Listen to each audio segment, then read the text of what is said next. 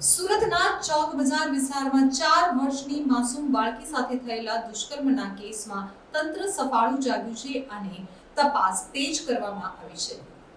સુરતના ચોક બજાર વિસ્તારમાં 4 વર્ષની બાળકી સાથે દુષ્કર્મના મામલે તપાસ તેજ ચાલી રહી છે। એસઆઈટીએ માત્ર 13 જ દિવસમાં ચાર્જશીટ ફાઇલ કરી છે। 400 પાનાની ચાર્જશીટ સુરત કોર્ટમાં ફાઇલ કરવામાં આવી છે। ગેટ એનાલિસિસ અને ફેસ એનાલિસિસના પુરાવા સુરત કોર્ટમાં મૂકવામાં આવ્યા છે। ઝડપાયેલ આરોપી અને સીસીટીવીમાં દેખાયેલ આરોપી એક જ છે તે સાબિત કરવા 2 એનાલિસિસ કરવામાં આવ્યા છે। સુરત અને ગાંધીનગર એફએસએલે એક જ આરોપી હોવાનો અભિપ્રાય આપ્યો છે। નવી ટેકનોલોજી પ્રમાણે બંને એનાલિસિસ પુરાવા તરીકે મૂકવામાં આવ્યા છે। આરોપીના સ્પર્મ બ્લડ રિપોર્ટ અને સંયોગિક પુરાવા પણ રજૂ કરવામાં આવ્યા છે। કેસ સુરતની ફાસ્ટ ટ્રેક કોર્ટમાં ચાલે તે માટે એસઆઈટીની તૈયારી છે। ગત ફેબ્રુઆરી માસમાં ઘર નજીક રમતી બાળકીને ચોકલેટની લાલચ આપી અંકિત ઓમપ્રકાશ ગૌતમે દુષ્કર્મ આચર્યું હતું। પોલીસ તપાસમાં અજાણ્યો ઈસમ બાળકીનું અપહરણ કરી લઈ ગયો હોવાનું બહાર આવ્યું હતું। બાળકીને લઈ જતી વખતે નરાધમ સીસીટીવી કેમેરામાં કેદ થઈ ગયો હતો। પોલીસે ફૂટેજના આધારે આરોપીને શોધવાના ચક્રો ગતિમાન કર્યા હતા, જેમાં આરોપી અંકિત ઓમપ્રકાશ ગૌતમ મૂળ સિરસા કાનપુરના વતનીને ઝડપી લેવામાં આવ્યો હતો। નરાધમ અંકિત છેલ્લા 10 વર્ષથી સુરતમાં એમ્બ્રોઇડરીના કારખાનામાં કામ કરે છે। તે પંડોળમાં ફરતો હતો ત્યારે તેની નજર અચાનક એક રમતી બાળકી ઉપર પડી હતી। તેથી ચોકલેટની લાલચ આપી તેણે અપહરણ કરી બાળકીને અવાવરૂ જગ્યાએ લઈ ગયો હતો અને દુષ્કર્મ આચર્યું હતું।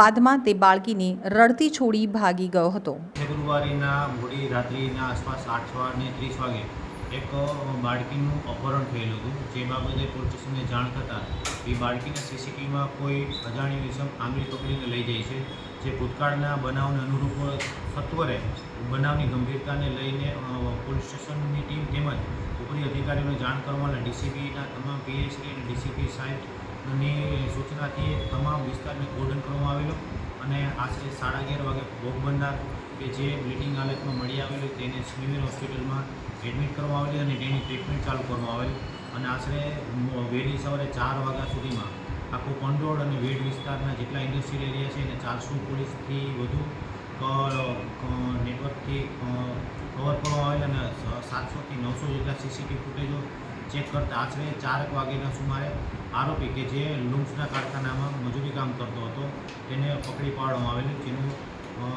બીજે દિવસે અટક કરવામાં આવેલી। ત્યારબાદ બનાવની ગંભીરતાને લઈને મહેરબાન સીપી સરની સૂચનાથી એક સીટની રચના કરવામાં આવેલી, જેના અધ્યક્ષસ્થાને પિનાકીન પરમાર સર, ઝોન 3 તેમજ અમારા એસીપી આયર સાહેબ, ટેકનિકલ સર્વેલન્સની મદદ માટે ડીસીપીમાં પરમાર સાહેબ તેમજ આયો તરીકે મારી નિમણૂક કરવામાં આવી।